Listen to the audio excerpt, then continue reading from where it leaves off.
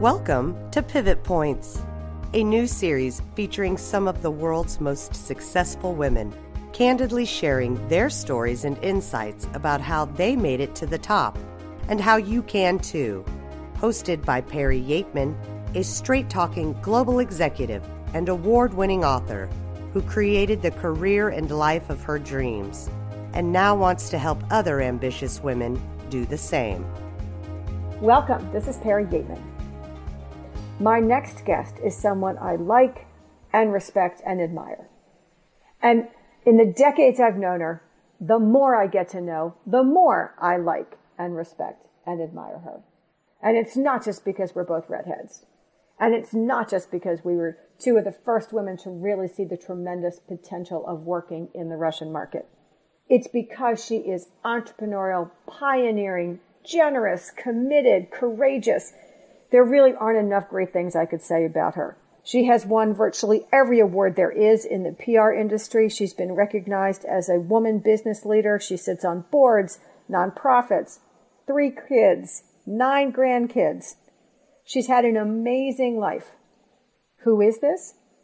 Margery Kraus, the founder and executive chairman of APCO Worldwide, a global consulting firm headquartered in Washington, D.C., that specializes in public affairs, communications, and business consulting. She founded the firm in 1984 and transformed it from a company with one small Washington office into a multinational consulting firm in major cities throughout America, Europe, the Middle East, Africa, and Asia. Some of the places where people say women can't always succeed. And Margery will share some really fun stories about how she did.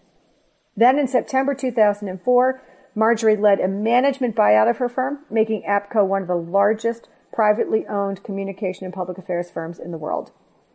As I said, she is just a whirlwind. She is still going strong at 70 and is an inspiration to us all. I am so delighted to introduce you to my next guest, Margery Kraus. Welcome, Margery. Well, I'm happy to be here. I am so happy to have you. I know you're just going to have so much to offer our listeners. You've had such an incredible story. I know where you are today. I've shared about with that. But where did your journey really begin? What was the job or the opportunity that you think really launched you? And how did you land it? Well, I've kind of maybe because of age, maybe we should disclose that, Perry. I'm now 70, which sounds even hard to come out of my mouth. But so, I'm a political scientist by training. And so when I graduated, I was always an entrepreneur, but I ended up teaching high school civics for a bit. But being an entrepreneur, I ended up converting that into starting a program for high school students to learn about government and politics, which still exists today, called the Close-Up Foundation. And there's been about 1 million students and teachers from all over the U.S. who've come to Washington and kind of found their voice on Close-Up. And doing that, I learned to do a lot of different things because it was a startup NGO with no money, so you learn to raise money. It was in Washington and dealt with most of the Congress at a time when nobody knew it, so, you had to be able to get up there and get people engaged, and we actually ended up getting a line item appropriation when there used to be those things. And just generally, you had to go out in these communities and be able to convince these communities to participate. So it meant building coalitions of support among different sectors. So in all those different things, I learned skills that I never knew I was learning at the time. You just did what made sense. And that kind of is what launched me, I guess, is to have been in a situation of creating something from nothing, using the skills I had, and then being able to make something happen. So a little bit later, when the opportunity came about to start my own company, my own firm, it was really built off of common sense, of seeing things in the 14 years I was at Close-Up, that, connecting dots of people interested in things, people not understanding certain issues and making them simple, helping people access the government for various reasons, coming up with different ways to interact and engage. And that's kind of what I learned. And then how I got the job at Close-Up to start is probably an interesting story for people because I guess I was about 22 or 23, and I already had a couple of kids, and I had heard about this program starting, and it was exactly in my ballpark. I mean, it was exactly something I really wanted to do.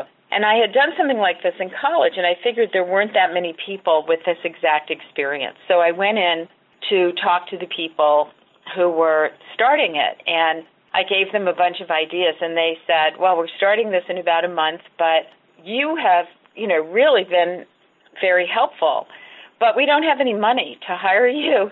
We would love to have you do this, but unfortunately, we're operating on a shoestring. And I offered them a money-back guarantee. I said, I really want to do this. Hire me, and you don't have to pay me unless it works. And I got the job, obviously. Wow. Well, okay, there's like 5 wows in what you just said. One of the things I absolutely love about this program is that even people that I know and respect and have known for years, like you, I always learn something new about them. So the fact that you started teaching in no idea that you had done that. The fact that you already had a couple kids, 70, that just blows my mind. And anybody listening, just go look Margery up. You will never believe it. The third thing is that you already had a couple kids by the time you're 23. I didn't realize that. I know you are a very proud mother and grandma of many, but I had not realized it started so young. And then I just love the way you negotiated that. What do you think about you gave you the guts to say, hire me, money back guarantee? Well, I've always been driven by passion. And I guess that I just knew this was something where I can make a big difference. It was something I felt passionate about. I had learned a lot myself about using Washington as a classroom. I finished my degree at American University on the Washington semester program, which uses Washington as a classroom. So I felt like I had these insights that could be very useful. And it was supposed to be a, 5-week short-term assignment, turned into 14 years, but that's a different story. But, it was just something I really wanted to do, and I thought I could manage for that period of time to do this. And that's... There you go. There you go. I just, I think when you want something badly enough, as my mother taught me, where there's a will, there's a way. And, if you decide you want to do something, you just have to go for it. I love that. I could not agree with you more. I mean, everybody, when I was, growing up in a small town outside of Philadelphia, and I said I wanted to live in London, my parents were like, you're crazy right now. And it took me Singapore, Russia, whatever, 10 years. But you're right. At 13, I decided I wanted to live in London. And dear God, that's what I did. So you're absolutely right. I love that. So let's move on. So I do know, as I just mentioned, that you have kids, you got married, you have children, you have many absolutely adorable grandchildren, and then you were kind of running your own company. Talk to us about how you manage this period where there are so many kind of trade-offs and compromises. What was your support network? How did you make it work? So just to give people context, I do have 3 great children, and I have 9 grandchildren. The oldest is 17 and just went to college, and the youngest is 7. And I just celebrated my 50th wedding anniversary, so it's kind of a trifecta here. So, I think that there are a couple of things. I think everybody has to have their own formula for this. So this is not a formula for everybody, and I think the most important thing is that people have to find their own way on this, but go in with your eyes open. So, I guess I was from a generation that felt if I was going to do this, it was on me. Not that I would do it myself, but that I couldn't complain about doing it because nobody was asking me to go find a job, work, balance all stuff. So I always felt like I had to be in the present. So I kind of had this model of work-life integration without carrying all my work home and all my problems to work. The second thing, and I can explain that a little more, is that I think you have to have a really secure spouse and a good understanding with your spouse about how that's going to work.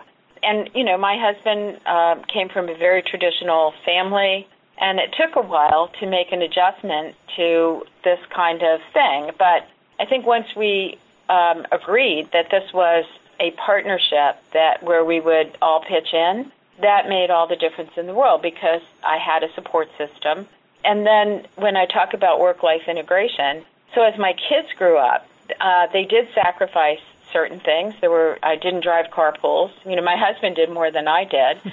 But I included them in things that I developed this 10-year-old trip, which I've carried to the grandchildren, which is they got to go on a business trip when they were 10 to see what I did, and they got to participate in things in my work life that were meaningful in their lives and helped shape their opinions. And I think they got treated with a level of responsibility and accountability for things at home that were a necessity for me, like helping around the house or learning to cook or helping to pick up or learning to clean, which they may have found very difficult or unfair given their peers. But when they went to college and as they've grown up as adults, they really appreciate it because they all learn to take care of themselves and to work together as a team to get things done for the family. And if I didn't have that level of support at home, and, there are days when you just want to pull your hair out. I don't want to make it sound too perfect because there are days you just don't know how you're going to get through it and everything goes wrong and somebody's sick at school and you have a big meeting and you can't really go get them and the society at that time would just think you're a bad mother. I mean, it wouldn't even totally way. Would tell your kids you're a bad mother. But I think on balance, you just have to work out those things. And you have to, you have to keep, it's communication, a lot of it.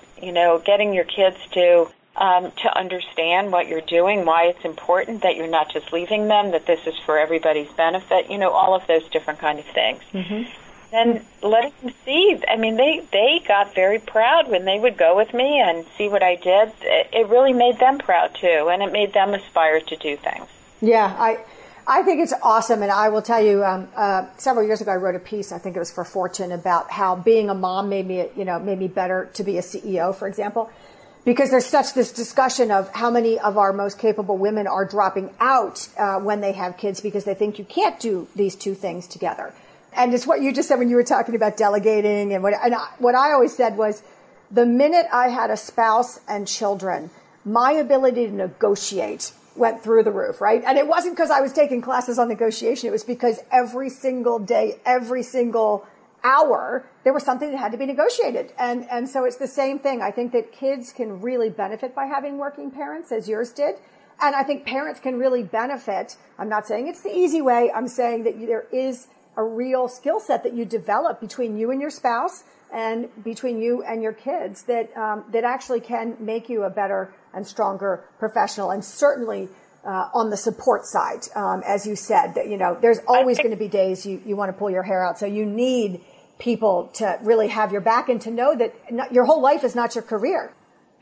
One of the real side benefits of this over the years, although probably at the time it happened, nobody would even have thought of this, is my husband got to develop a special relationship with his children that men of his age never got to do.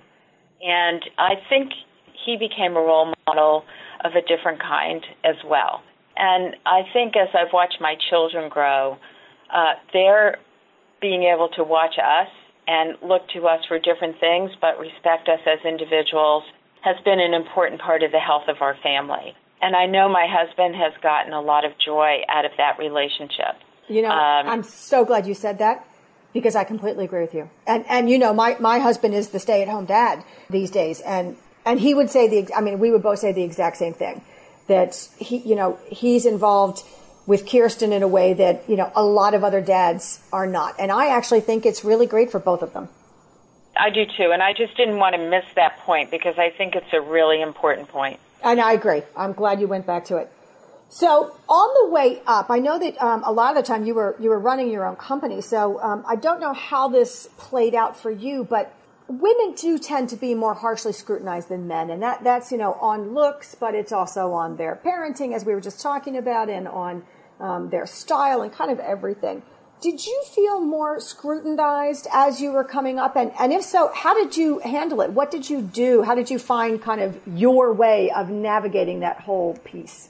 So absolutely, because I was in a business where I was often the only woman in the room. I had for a while, because my company, which is dealing with a lot of very senior officials from business or government, I often employed people who had come from elected positions or other very high-level positions, and there were actually some that didn't last very long, but there were some that knew that felt they could do a much better job than I can do, and actually thought I was like too soft. They were much more command and control, and I was much more of a consensus builder. And I think a lot of what people would say are feminine traits, that building a business around a culture as opposed to around fear or other things. So I was constantly under not only scrutiny, but under direct criticism from people that maybe at one point should have been fired for it. And then, there's always the question of clients and that faith and trust. And I think you have to always be more prepared and be, to be heard. And I'm sure we've all been in rooms where you say something really smart and nobody listens, and a guy says it, and of course it's the best idea heard. I mean, how many times have we all experienced that? Yes, yep. And so I think you have to decide for yourself how you're going to handle it. For me, I've always felt that, if people are going to judge you like that, then I'm going to take advantage of it every time. And I learned early on to never underestimate the value of being underestimated. I love that. Never underestimate the value of being underestimated. Yes, you go, girl. Because if I took everything personally, I would have had my head in the sand, and I would have, gone home in tears every night, right? What good is that? Yep. I think that what I learned is that if people are prejudiced, then use it to your advantage. They'll never see you coming. And they will, and I can give examples of this up the wazoo, of coming away with deals done and things accomplished just because you were able to outmaneuver in some way. And I think that, that's how I've dealt with it. I've tried to say that I'm just not going to let that get in the way, and in fact, I'm going to use it. If people are going to be that blind to competence or to success, then I'm just going to use it in a way that's helpful to what I'm trying to accomplish. Oh, good for you. I mean, I love that. I just love it because isn't that just the ultimate message to everyone? I mean, the bottom line is that we need to work on ourselves. We need to be confident. We need to ask for what we want, etc. But there's a certain amount of momentum that we aren't going to be able to overcome alone. So you have to decide, how are you going to deal with it? And the fact you then turn it around and make it a positive, because we need a lot of us doing that to simply make sure that as we fill this pipeline, the more women, as we get more women at the top, the whole discussion goes away, because it's like every boardroom, they say if you have 10 chairs and you have at least 3 of them women, then the entire dynamic of the board has been changed, and for the better, right? So we have to figure out how to make it so that enough people get through the pipeline so that we get those 3 seats. Because once we get the first 3, the next 6 will be easier. Well, I think the other thing that I learned, and especially, when I started this firm, we were affiliated with a law firm, and it was a very prestigious law firm. All of the partners had gone to Ivy League schools. I went to a school that was K through 12 in one building and never graduated high school. I went directly to college after my junior year just because of opportunity. And so I was always a little bit young for the class I was in or the people I was with. So when I went to this, when I was doing things with this law firm, there is a little bit of a concern that everybody's, brilliant and all of that. And I've always been, found it within myself, I guess, to push ahead and succeed. But I occasionally just kind of had these self-doubts. And then one day I was helping my son with his homework, my son who's now 47, but it was high school. So just for perspective. We came across this Eleanor Roosevelt quote, and it's my favorite quote of all for any women listening about something to live by. And it said that nobody can make you feel inferior without your own consent.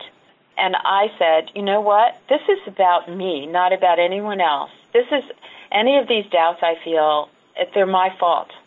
They're not anyone else's doing. And I have to remember this whenever I'm feeling low or down or somebody puts me down. It's not about them. It's about me. If I accept that, then I deserve it. But that comes from within. Yep. It's that happens to be, I know that we have so much in common, Margery, but I quoted that. I think that was one of my high school graduation quotes, actually. It's like I just have always felt very strongly about that quote. And it's the same way.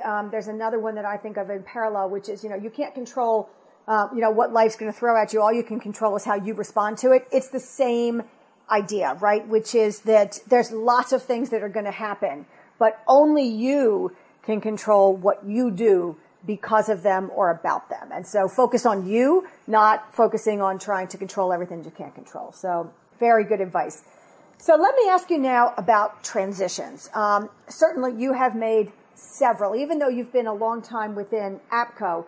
Even APCO has changed many, many times, whether it's the management buyout or, the various, as you said, you started in a law firm, it went independent, et cetera. Even really competent, capable women like you, as you were just saying, that, some days, sometimes we feel nervous, unsettled, et cetera, particularly when we're facing a big transition. Do you have any advice for women on how do they get past that? How do they create a second act that works for them or make the transition successfully? I think that's, again, I guess everybody's DNA is a little bit different. I think you can't overanalyze these opportunities. I think that good things happen at inconvenient times. When I had the chance to, even when I got married, I was 20 years old. I had no intention of getting married at 20.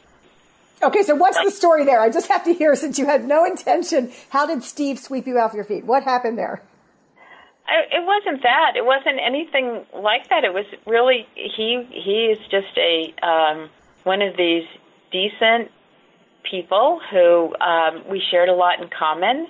It was one of those things where when you think about a life partner, and I don't know how I thought about all this at 20, but you have to take advantage of opportunities when you're there. Yep. I thought that he was the right person for me, and that we would work everything else out, that we shared a lot of values, that we had a lot in common, and that we would figure everything else out.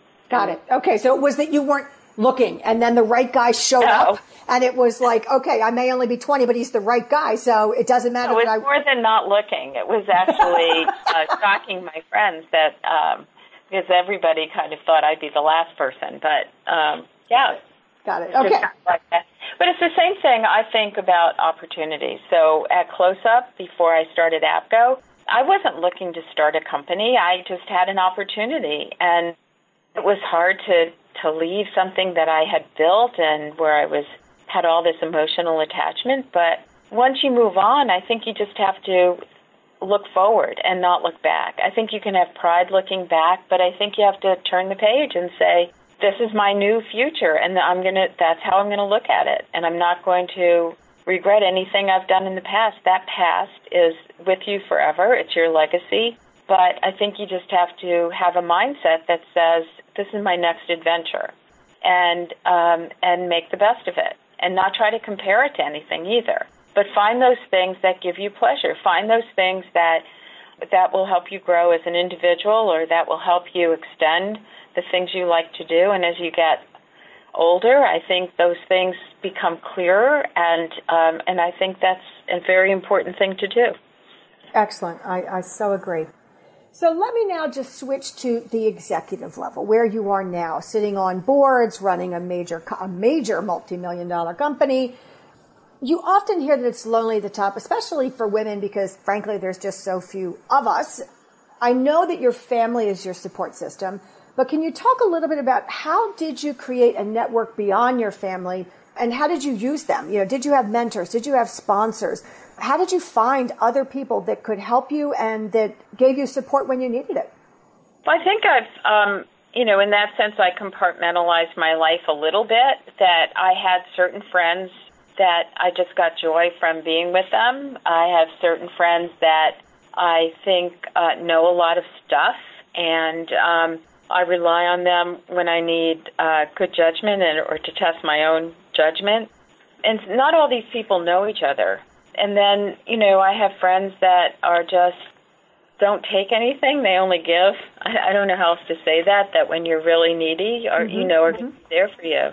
So I think, just over time, you give and you get. And you probably get as much as you give or more. And I've always thought of these things as, not calculated them or anything like that, but have created over the years just a network of fantastic relationships, some closer than others, but all of which kind of fit in a mosaic that has helped shape my life.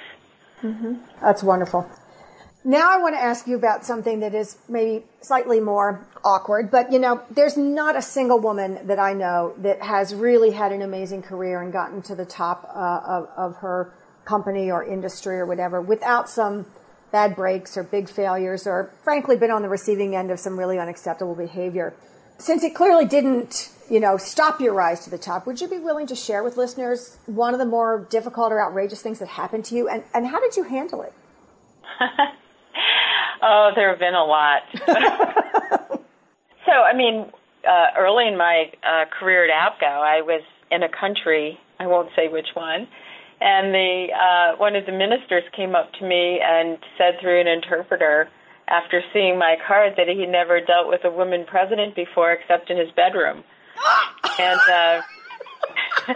I figured on the spot I had a choice, and that I could be offended, which probably would not be very helpful in doing business in the country, or I could figure out a way that I created an equal footing.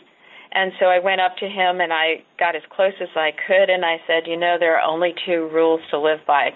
One is to say yes to everything I want, and the second is to never talk in my bedroom. And he roared. He thought it was hysterical. It was obviously a test, and we became good friends, and I never had a problem. And then there are other times when, there's other behaviors that are just not acceptable. I think sometimes being married maybe helped a little bit, but not necessarily. People don't always abide by those lines. But I think the mental abuse sometimes was just as bad as anything that might have happened physically. And, when you get demeaned or something like that, I think you just have to stand your ground. And I don't think yelling or shouting in kind ever helps, but I do think that always, remembering that to be professional but to make your point is really important. And, there's lots of other examples. Mm-hmm. Thank you for sharing that. Yes, I know you have a lot of stories. And the truth is, I feel very, it's kind of like, do you feel blessed to have a career where you have a lot of stories? But on the other hand, it's not always pleasant going through them. But I do think that you learn a lot about yourself. And I also think that you have a lot of opportunities to actually help the other person too, because I will guarantee you that man who said that to you, from having had then established a great relationship with you that was professional and beneficial, I bet he never really thought about women the same again, right? Because you had broken the mold for him. And so I think that every time that we can take these tricky situations that don't go beyond the edge of where we feel comfortable, right? So everybody makes their own choice. But that when you turn them around and you just win over one more person, you deliver one more time, and it's just another convert or somebody else who really, if they have their eyes open, can't say women can't do this or, women are all like this or that or whatever. So good on you. Well done. Well, that's why it's important, I think, not to respond in kind. And, my father, I grew up in this small mining town, and when the mines closed, there was a football team that played for recreation, and my dad took it over because he used to outfit the team anyway, and he built it into the best semi-pro team in the country. So as a teenage girl, I used to spot for the team. I traveled with the team, and it was a little bit like the Wild West, and I think I learned a lot about how to handle myself when you're with a bunch of, as the only woman, with a bunch of football players. People can use their own imagination. But, I think that you just learn how to dance between raindrops, and I think those were good life skills as well for just learning how to handle yourself and learning when to be tough and when to not be tough, but, not to, one size doesn't fit all in every situation, and I think you have to really assess it, but also it comes from this strength that I was talking about before, about knowing who you are and what your values are and how to behave and handling yourself. Yep, I agree. All righty, we're going to move into what I call the fun round. There's a bunch of just quick questions that I just think are interesting for listeners to kind of hear your perspective on. So the first one is, what one word would you use to describe your professional path so far and why? I think I said it before. It has to be passion. You don't work 80 hours a week because you like your job or because, you're getting paid or anything like that. It has to be something that just excites you, that pushes you, that, makes you happy. Yep. So I would say it's passion. Yep. I would also add it's what's keeping you young, for sure. For sure. Who does inspire you or who has inspired you? Oh, boy. I think that one thing that set my life off in a direction of never looking back is that my mother, I'm first generation. My mother was from Cuba, raised in Cuba, and she had a younger brother who was much closer in age to me than to her. And he lived with us for a while, and he became like my big brother. And when I was very, very close to him. His name was Sammy. And when he was 21, he developed cancer in the spine, and this was before MRIs and everything. And Sammy was my hero. He was an incredible, loving person, but he was a great athlete. And I was 14, he was 21. So he was also an idol of sorts. Yeah. And I sat with him till he died, every day till he died, 5 months. And, I kind of always thought in that time that if I died when I was 21, I wanted to die happy, that I had done things that I would never, that I never held back, that I just went for it. And I think that really influenced the way I've looked at life. That kind of leaves me speechless. I agree with you. I mean, it's an experience like that is obviously life-altering, and you took the best possible message away from that, or lesson away from that you could. So that does explain a lot about why it is you are constantly on the move and restless and push yourself so hard. When, as you said, between that and the passion, now it's all clear to me. I'm so glad we had this conversation. I still miss him, and I wish sometimes he could see, now what he, who I am and what I've done, and I know he'd be really proud. I bet he is seeing it, and I am certain that he is really proud. We are all really proud, and I say that honestly as somebody in your field. We are all impressed with what you have done. I really appreciate that, Perry, because it's mutual. It is, yeah.